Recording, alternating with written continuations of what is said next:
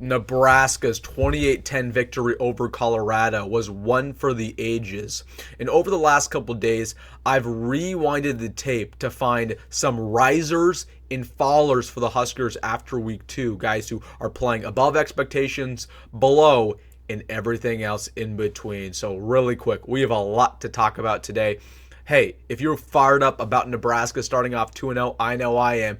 Hit that like button. And hey, if you're new to the channel or just a returning viewer, make sure to subscribe. I post daily Nebraska football content.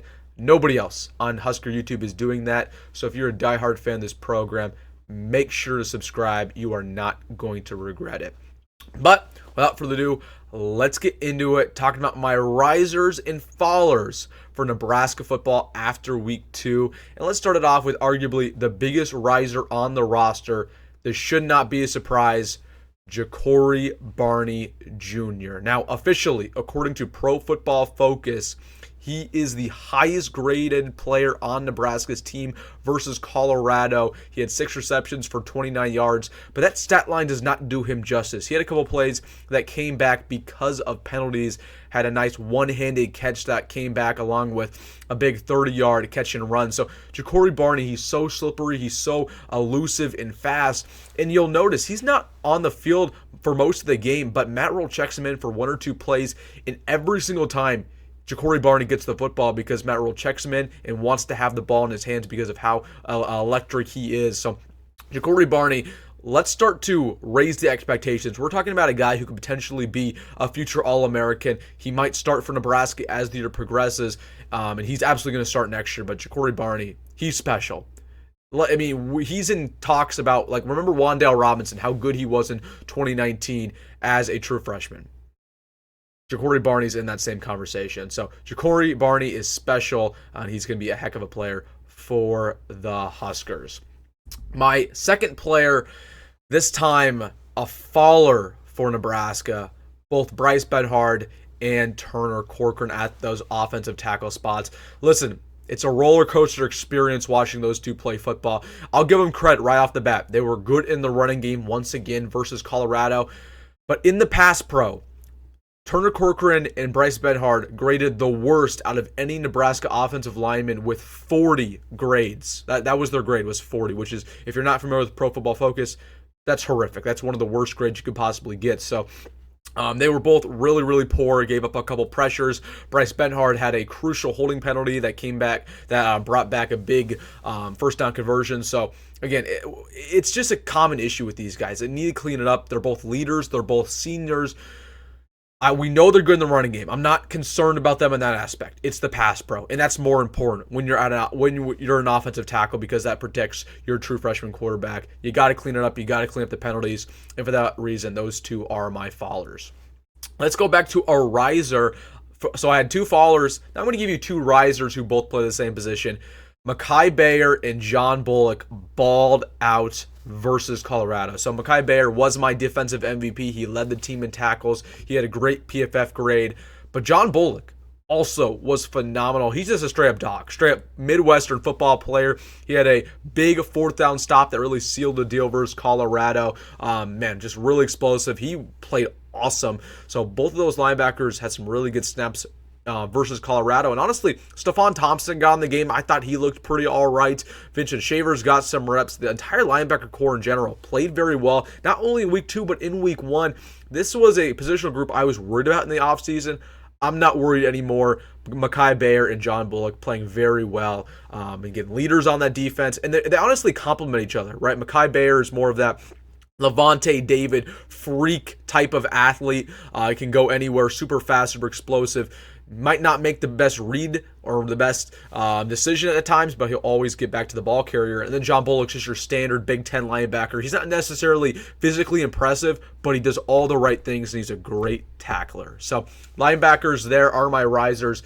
Now let's go to some fallers, this time in the running back room. Emmett Johnson and Gabe Irving. So if you told me, or any Nebraska fan 2 or 3 weeks ago, that those two would be fighting for carries going into the 3rd or 4th weeks of the season, I would be shocked. I wouldn't believe you. And that's what we saw versus Colorado. Emmett Johnson and Gabe Irvin both had only 3 snaps on offense. It was the Dante Dowdle show. It was the Ramiro Johnson show. They played phenomenal. And those guys, in their own account, are risers for the Huskers. But I feel like I'm not going to mention them because I've talked about them in previous videos. But talking about Emmett Johnson and Gabe Ervin specifically, we know that Matt Rhule is going to feed the hot hand of this running back room. Whoever has the best practice is going to play that week. We've got to see these guys more consistently because it's a big prove-it year, specifically for Gabe Ervin, right, as a veteran. But even Emmett Johnson, we heard a lot of stuff around him in the offseason that he was next up, and we just haven't seen it. So they're going to get a lot of reps versus Northern Iowa. Is going to be a very similar running back rotation to what it was week 1, where they all get drives. Hopefully they prove something, but I like this running back room, and I like Dante Dowdle. But I have to talk about Emmett Johnson and Gabe as some of my fallers because they're just not getting snaps right now. Let's go to a riser this time. Tommy Hill. Oh my goodness. I talked about him this offseason as being a day 2 draft pick. He's now in conversations as being a first rounder. That's incredible.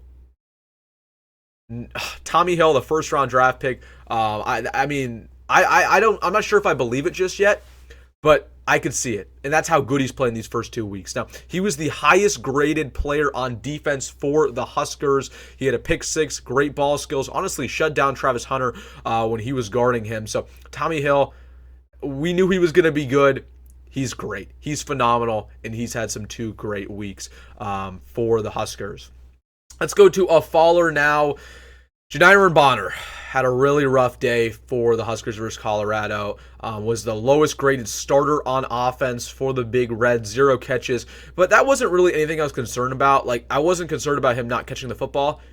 It was his run blocking specifically that was really frustrating. Really, really poor run blocking grade according to Pro Football Focus. He also had a crucial penalty that I believe brought back big Ja'Cory Barney play. So, again, Janiron Bonner just got to clean it up because this is a very deep receiver room. And if he's not playing well, I'd like to see Jalen Lloyd get more snaps. I'd like to see Ja'Cory Barney get more snaps. I'd like to see Carter Nelson get more snaps. So Janiron Bonner's honestly had a tough 2 weeks. Hopefully he cleans it up because I'm high on him. I'm very high on him. I think he has a good future. But he's had 2 bad weeks according to Pro Football Focus. Now let's go to my last riser. Again, I could go to Dante Dowdle. I talked about him. I'm not going to mention him. I could go to Raiola. Again, that's just the obvious one. Let's talk about this D-line because they deserve a riser position in and of itself. The entire D-line. Ty Robinson has been phenomenal this year. I'll talk about him first. Now, I was low on Ty Robinson this offseason. I've been low on him throughout his career because he was a great recruit coming out of high school and he just never lived up to expectations. Last year, he only had 1 sack for the Huskers. He was too big. He wasn't explosive. He lost all of his athletic freak in him. And I didn't know what his future would look like. Now, at the back half of the year, last year, and specifically in these first 2 weeks of the season, the old Ty Robinson, the guy I saw in high school 4 or 5 years ago, he has returned. He is a beast. And he just showed out versus Colorado. Nash had a big day like I was expecting. Jamari played great. Cam Ledhard had a good game. And then Princewell Emmanuelen had a sack as well. That guy just has a knack for making plays. And I said this last week. I'll say it again. I truly believe Princewell will be your Jack starter as the year progresses. All right, guys. That is my riser and faller list from week 2. Once again, to the fallers, I'm not trying to dog on them. I know people are like, oh, Wilson, you shouldn't say fallers. Like, these guys are professional athletes at this point. They're getting paid NIL money. I'm going to praise guys when they play well.